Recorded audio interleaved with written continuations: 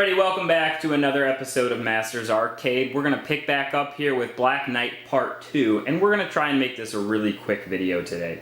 One of the issues that I noticed shortly after I got my machine kind of up and running and it seemed to be, you know, semi-stable, is that the main ejector, ball ejector kickout, you know, on the primary plunger wasn't always working. So you'd start up a game and the ball would attempt to kick out a couple times and wouldn't always get out so that you could plunge it up into the playfield.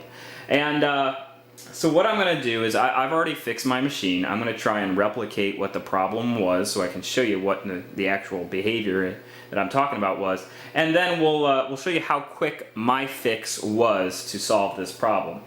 No guarantees that this could be your fix. Your fix might be a little bit more detailed, more in-depth. You might have to take apart the whole mechanism itself and kind of clean it up, replace the spring, whatever. But for my scenario, it was just a very simple fix, and you should be aware of this before you start taking things apart. So without further ado, let's go ahead and I'll try and replicate what's going on and then show you exactly what I did to fix the problem. So let's go ahead.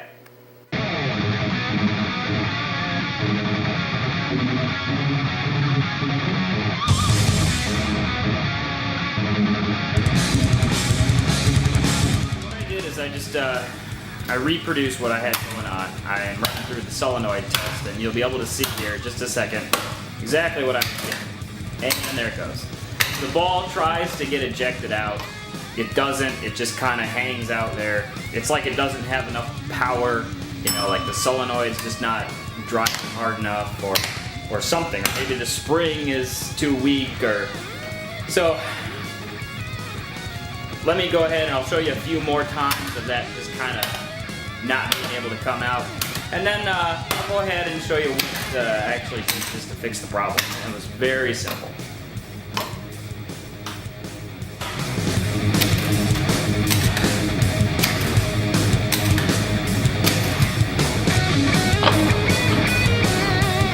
Okay, so here is the primary kickout mechanism. So what happens is this solenoid activates and then it just pulls this out. The ball, this mechanism here, rotates up and kicks the ball out. Okay, that's what happens. So here was my quick fix. There are several screws that are responsible for holding this assembly into place. There's one, two, and then there's a third one. If I can get the flashlight up there, you'll be able to see it. There we go. 1, 2, 3.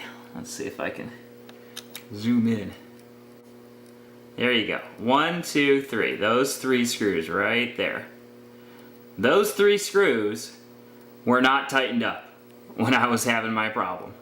And that was the fix. So the reason I noticed that really is because there is there's another hole on the opposite side here, right there, which is really more or less just to kind of, I guess, help align the system, or the whole mechanical rig there.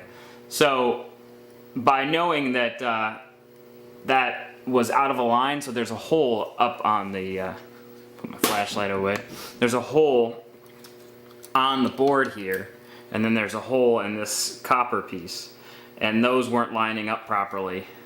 And that's what keyed me to think, oh, well, I might just be a little askew. And sure enough, after tightening up the 3 screws on the 3 screws on, excuse me, 3 screws on the opposite side, ball kick out worked. So let's do that. Double check that it fixes it, and that should be it.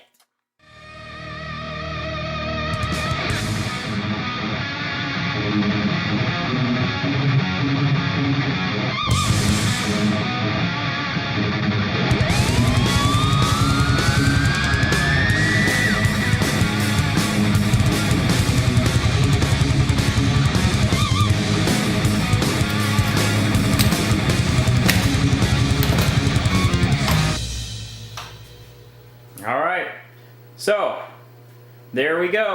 Ball kicked right out. Let's see if the next one comes out nice and clean. Gotta wait for it to cycle through.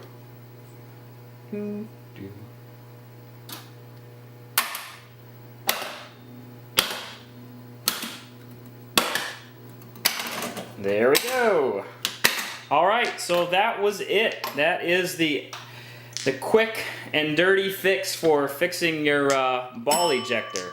Now, I would assume that the same method would apply for any of the ball ejectors that you've got on the playfield, because it's pretty much the same mechanism.